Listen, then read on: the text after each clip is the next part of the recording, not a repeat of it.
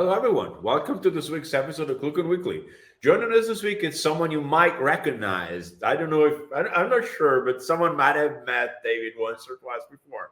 So thank you for joining us, David. I'm delighted to be here, Luca. It's great to see you again. How are you doing? Author, public speaker, book author, MC, everything in between, and well, original. I think you were the original person running ClueCon Weekly too. Well, not original. I've certainly done my share of ClueCon Weekly hosting and really enjoyed it. And now I'm glad to be back being a guest. Well, and of course, one of the things people have known you for a long time is hosting ClueCon and being our MC at ClueCon. So, what's going on with ClueCon this year? Yeah, well, I'm excited and very blessed to be hosting another ClueCon, and we're moving back this year to the Swissôtel. Regular ClueCon attendees will know that we move around the different hotels that are in the centre of Chicago. We were at the Drake recently. We've been to the Intercontinental, and we have been to the Swissôtel before. We're back there up on, I think it's Upper East Wacker, if I remember correctly, in Chicago, and we're going to be there from the 4th to the 7th of August. So a little bit earlier in August this year compared to other years, but something to look forward to very much, Luca. Are you all geared up for it yourself just yet? Yeah, I don't know. I'm most likely going to be there, but trying to figure out which days and if I'm speaking or not. I have a very good talk, but I've been told I'm in reserve because they want to get other speakers in first, which is whatever. I think less of a reserve, Luca, and more of a secret weapon. Yeah, it's well, we all known ClueCon for a long time for being fun and not just about technical stuff. And so, what activities are planned? Well, yeah, ClueCon always has something for everybody, and as people that have been before will know. But we talk about people that have been before, but of course, there's a lot of people that have never been to a ClueCon. And if you've not been to a ClueCon, you really should. It's one of the only events out there designed by developers, specifically for developers, but you don't have to be a developer to attend.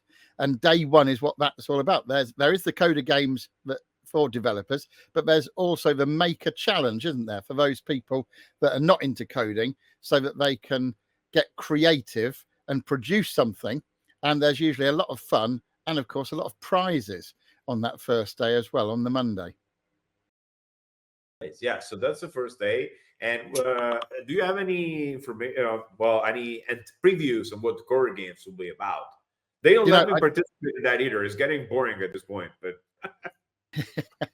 I don't have any specific information about the day one activities, other than there being a coder challenge and a maker challenge. But we know that it's a very inclusive thing. So if you're coming along with a buddy or a partner who is a coder and you're not a coder, there'll still be very interesting and interactive things for you to get involved with. That's the first day. There's usually an outing to a pizza place that's involved at some stage in the itinerary of ClueCon on one of the evenings. And then the main 3 days is it 3 days or is it 2 days, Luca? The full conference. 3 days, Tuesday, Wednesday, and Thursday. The full 3 days. A bit shorter, like ends around 2:30 to 3, depending on the extra schedule. Yeah, and there's all sorts of amazing sessions in ClueCon for people to latch onto. And of course, the call for speakers is now closed. So the selection process is currently underway. And I'm sure Luca and I, or John and I, or some of us will be back at some stage to go through and preview some of the speakers that have been selected. But what we can tell you, judging from previous years, is there's always an amazing amount of content, everything from good old straight up telephony type stuff, all the way through to ingenious AI use and everything in between. And what's specifically gratifying is that, of course, there's great representation from the free switch community and people that are doing all sorts of different things with free switch. But of course, ClueCon is not exclusively a free switch gathering. There are people from other open source projects too, and we regularly see Kama Ilio, OpenSIPs, Homer, RTP proxy or RTP engine, and even Asterisk represented on the stage. So, and of course, you yourself, Luca, are no stranger to giving a talk at a ClueCon. Yeah, and I've even had to MC once. There was one year where you were busy and Otherwise engaged somewhere, or maybe something boring like that. So yeah, or maybe being kept out of the country or something. Yeah, so I even had to MC, but I wasn't as good as you for sure. It's just that well, you're too kind, Luca. So we need to be around. So yeah. But we'll do a preview for sure. I'm sure there's going to be a lot of interesting topics in the talks. I feel like there's going to be a lot of AI in there. I have this kind of a feeling that's going to be predominant. And also another thing I think is going to pop up a lot is developing countries. Like we've seen a trend where people have been doing interesting things in Africa, some parts of South America, which outside of the main cities, South America has a lot of still to work to do. This is going to be interesting. Yeah, for sure. And on the AI, the thing that I find particularly interesting is although some people are using AI behind the scenes in the crazy world of the telco, looking at fraud analysis and post-call analysis, things like sentiment analysis within conversations. Of course, there's also more recently been a big focus on conversational AI. And I know SignalWire have been leading the way in that dimension. And so we can expect some things from SignalWire and other things from other community members about conversational AI too. My talk is actually about AI done right, which is in the telephony world, which is something that most people will yell and boo at me when I start the talk saying something like AI doesn't work. But it's reality is that I feel like AI should be, for now, you need, or in the future probably, you need to be very strict about the goals you're trying to achieve and be very precise what you're trying to do, and then it works out. That's been the guiding principle for SignalWire solution. Some people are trying to do too much, but I digress. So aside from those talks, in general, I know there's also, you're sort of an expert in public speaking, right? And can we expect a talk from you about your book? Well, I'm hoping if it gets picked in the mix, I would love to do a talk about geek speaking. One of the things that I'm very keen to help, or one of the demographics, if you like, that I'm very keen to help, are the hardcore geeks that really know their stuff, but are not perhaps as good as they could be at communicating their stuff. I would like to help them to get their stuff out there and get it across in a way that's more digestible to mere mortals like myself. And so, yes, previously I've done talks about how you can sell more by being a great presenter. But of course, one of the things that we look for in ClueCon is audience participation in terms of coming along and doing talks the next year. So one of the things I'd like to do this year is encourage next year's speakers by helping them to speak better in public using my 7 power presenting protocols. Nice. And I mentioned that, but there's also, you just published a book, right? I have, Luca, and would you believe I happen to have a couple of copies of the book to hold up? How surprising. The paperback and the hardback cover, both available on Amazon right now at your local Amazon, whether it's an amazon.it or an amazon.com or an amazon.co.uk or .ca. I've been very blessed that I started talking about the book on the 1st of May, and things have gone pretty well. Where all the reviews so far are 5-star, which is a blessing, and sales are going well. So I hope that geeks are getting the message and really having their excellence better understood by being able to communicate it more widely.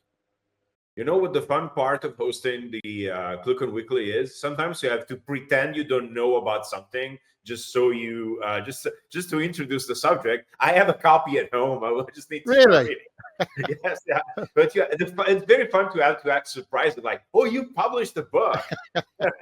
Yeah, I bought it today. I think I saw it was out. But of course, otherwise there's no conversation. Like, I'll read your book. It's great. then we need to talk about something else. But really, I haven't gone through it yet, but I've had reviews from people I know, not just, online reviews, and it's great. Go take a look. And let me cap this off with that. I am an engineer. I'm in a classic. I call myself a classically trained engineer, but I have to attribute a lot of my career so far, which hasn't been too bad, to being able to speak in public. Mm. I learned to a couple. I didn't have your book. I didn't have your help at the time, so I did have to learn by putting myself out there. Some things I learned, something I still don't do. Maybe I talk too much at times. I still have to cap myself off after a while and whatever. And a few tricks I learned, but it's very, very important. Like, people need to not underestimate that. This is not only for going to speaking at conferences. You're presenting when you are doing an interview. You're presenting very when much you're so. doing sales. You're presenting when you're discussing a project with your teammates and they want to do something you do not agree with. Like, we're picking a different database for this time, and you want to say, we shouldn't change database because that will just introduce complexity or whatever. You're presenting when you're doing all of those things. It's not just ClueCon. ClueCon is great. Yeah. ClueCon, but do you agree with that? Yeah, very much so. You're bang on the money, Luca. Yeah, your credibility and your visibility in whatever walk of life you're in, we're talking more specifically about engineering and telecoms, they're on the line when you communicate. And so if you don't communicate in a way that properly represents them, then people will not know that you're as valuable as you are. And in the technical world, it's often about people knowing their stuff. You hear Luca knows his stuff, or Len really knows his stuff, or Brian knows his stuff. But my key phrase here is that knowing your stuff is not enough. It's the ability to communicate only the relevant part of your stuff, not all of your stuff, because as engineers, we like to tell people about everything we know. It's really, it's the relevant part of your stuff. And of course, communicating that relevant part in a way that other people can fully receive, digest, and implement. And you, Luca, are a bit of a unicorn, being technically brilliant and having the ability to communicate with fellow human beings as well. And what my book is aimed at is sort of growing more unicorns and having more people out there that have got the technical prowess along with the presentational prowess as well. You know what I always say, and this is not to people should really listen to you, read your book, listen to your talks. I'm not even that good at many things I do. Like, there's a couple technical fields where at this point I'm very much an expert of. But there are a bunch of other things I've done like 10 times. And if I do it an 11th time, there's a good chance it doesn't work the first round over. I need to work over a few times. But if you're able to project that you will eventually get to the solution, that's all that's needed. Nobody wants to find out you're a real expert during the discussion. Like, you have to project your skills, not really show them. Again, what you said is perfectly bang on. We are all been in a chat with an engineer where they effectively went over the whole project from the dawn of time. They started from Adam and Eve. Like, so the snake gave Eve the apple, and now we're here discussing which database to use. Yeah, it happens so much. You've reminded me of a guy I used to work with who we'll just call Dave for now, because that was his name, but I won't give the surname. And they used to say of Dave, if you ask him for the time, he'll give you the history of the clock. He always wanted to kind of over-explain everything. And that is an enemy. When you're making a presentation or when you're in a meeting, if you give people too much information, you start turning them right off. And of course, these days, a lot of the time, the decision makers that we're talking to, and you've already highlighted, it could be when you're applying for a job. It could be when you're trying to make a sale. It could be when you're trying to persuade people to use a particular database instead of another one. Whatever the communication you're giving, if you go too deep into it, you're going to turn a lot of the people off. And so the advice I always give is to stand back and think about what you're doing and come up one or two technical levels. So for instance, if you were going to talk about lines of code, come up and talk about a block diagram or a flow chart. And the people in the audience who want the lines of code, they can still have them because you can still give them, but don't, bore 90% of the people in the room by going into the detail that only 10% of the audience need. Like, yeah, so zoom out instead of showing the actual code that, for example, summarizes the call using AI. Instead of showing the call, just have a diagram that says call is over, summary, and maybe give a little example of how summary looks like. Yeah, So exactly. For the people that really want the detailed information, that can be given either face-to-face afterwards or via a PDF or a URL or whatever. But you'll keep more of the people in the audience with you if you come up a level or two and, just give them the concepts, if you like. All out there. Yeah. So going back to ClueCon, without naming names, let's do something different. Like I always ask people for the best talks they've heard. Do you remember any particular exposition blunders that happened at ClueCon? I can name at least two. I think we'd better go with yours first, Luca, while I think about that. So I remember someone from, I won't name any, I'm trying to make it as vague as possible. Very large Swedish telco company who had an extremely interesting presentation about using, there was the dawn of AI. There was AI to detect fraud. So not really, machine learning, actually, more than AI. It was extremely interesting. It had lots of technical value, and the presentation was even not too technical, like the right amount. It was entirely presented in a constantly unvarying tone of voice, like it was being read by a robot. And by the 10th minute in the presentation, I think everybody was either left, they were asleep, or someone had died right there. Like it's just, that's another thing. Like, how do you learn to express emotion a little bit? Like that's actually hard for many people. Yeah, yes, indeed. And some of that comes through the nerves of people not feeling prepared enough. So, if you haven't got a structure to your talk, if you don't know the overall purpose of your talk and what you're driving towards, if you don't have the confidence that comes from clarity about the message you're going to give, then your brain's so occupied with all of these things that it can't remember to put the love and the joy and the excitement into your voice. But if you have been through proper preparation steps, then yes, there may well still be some nerves associated with stepping out in front of people, but most of them will be evaporated. And I would suggest that practicing these things, and specifically practicing using your voice to kind of demonstrate excitement or demonstrate calmness. If you want to show people that your security feature is very good, you might go lower and slower in your voice to give people a sense of calm about it. That's good. Yeah, I don't know whether you remember, Luca, you're a lot younger than I am, but when I think back to when I learned to drive and it was on a stick shift, what would happen is when I went to change gear, the car would swerve just a little bit. It wouldn't leave the road or anything, but it would swerve slightly because I couldn't quite manage changing gear and keeping the car going straight and everything at the same time. Well, presentations are rather like that. And when you first start doing them, there's so many different things to think about that, you might forget to modulate your voice. Whereas when you get used to it and you're almost doing it subconsciously, you get to the stage where you can run background processes thinking, am I speaking too fast? Am I modulating my voice? Am I involving the audience as much as they need to be involved? And so on. And actually, just to jump in before you move to the next thing, Luca, all round us off. I don't know what's going to happen next, but just coming back to terrible presentations, I actually witnessed a brilliant presentation. This was not at a ClueCon. This was at a very swanky venue in San Francisco just a couple of months ago.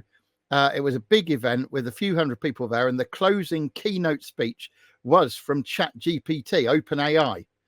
And so there was a very, well-respected speaker, and he did do a brilliant presentation. But here's what I want to highlight. After he'd done this amazing presentation and really wowed everybody, his close was effectively this: that's it. Any questions? Now, when he did that, one of the guys put their hands up and said, yeah, I've been trying to integrate through your API to connect ChatGPT to this, whatever it was. I've forgotten what it was. But it was irrelevant to most people in the room. And now 199 of us had to sit by and listen to a conversation about integration with this little known thing, and it was irrelevant to us. And one of the things I often mention in presentation skills is how important it is to never ever finish on Q&A. By all means, answer questions, but never finish on it, because when you finish, that's the most important part of your presentation, when you should have a call to action or next steps or reinforce your key message or whatever it is. And yet so many amazing speakers with amazing subject matter finish by going, that's it, any questions? And then things can like go off in a curveball direction. They can whimper out, they can fade to grey. The other, so there's another thing though, the reverse of what you just said. So instead of ending on QA, the other, I don't want to say terrible, because people put a lot of effort in and they had to put a lot of work in, so everything has value. Like another mistake I've seen happen in ClueCon a few times is going long. We once had some young person that tried to make it as unidentifiable as possible. We once had a young person from a European university show with a presentation that was 127 slides for a 35-minute talk. And I don't know how she managed to go through all of them. But it might as well have been, I don't know, sitting in a wind tunnel. Like it was just, everybody had their hair come back by the time she was done. I don't think anybody even knew the title of the presentation. That's pretty hardcore, yes. But in the world of presentations, and perhaps slightly counterintuitively sometimes, less is definitely more. And you're much better, if we use the analogy of a cake, you're much better off giving people a slice of the cake so they'd really like a little bit more, than forcing so much down their throat that they get indigestion, which of course sometimes happens. The other thing, of course, is in a conference like ClueCon, when there's lots of speakers back to back within a session, you know, between the morning break and lunch, or the afternoon break and the evening activity, or whatever it is, you need to be keeping on time so that the next speaker can start on time, so that we don't end up with this sort of growing movement away from the schedule, or in America, the schedule. Yeah, going long is that. So this person actually didn't go long, but going long is another problem. Like, watch your timers, guys. There's a big red timer at the bottom of the room. It's a skill, comes with practicing. So it's absolutely Luca, you hit the nail squarely on the head. It comes with practice. The more you practice, the better you're going to get, and the better idea of the timing you'll get, so you know whether you need to remove anything in order to finish on time. Like we said, you can always give people more information with a handout or pointing them to a URL, but don't, put too much in so everybody gets indigestion. The cake analogy is just perfect. Like, if you give someone half a cake and they have to finish it, by the time they're done, they won't want to hear about cake for the next 6 months. You're bang on the money. Luca, from my point of view here, and looking at the timer, it looks as if we're bringing this particular episode of ClueCon Weekly into a smooth and safe landing. It is, yeah, definitely. Well, I mean, we'll have another hybrid where we discuss ClueCon and discuss talks, etc. I'll come with a couple examples of good talks we've had in the past, just so to counterbalance this. I'm sorry if someone recognizes themselves from the description. But this was a learning experience for you. So it's been great talking to you, Luca. And of course, once again, we're looking forward to ClueCon. If you've never been to a ClueCon, make sure that you do come along to this one, 4th to the 7th of August at the Swissôtel in Chicago. And get onto ClueCon.com to book your ticket. And if you've already been to a ClueCon, you've probably already booked your ticket for this next one. So we'll look forward to seeing you there. Yeah, and likewise, we'll all be there. It's going to be very fun. So, David, thank you so much for joining us today. I'm sure we'll have other chances to chat. And, thank you so much. Thanks a lot. All the best. Rest of the people, see you next week. Goodbye.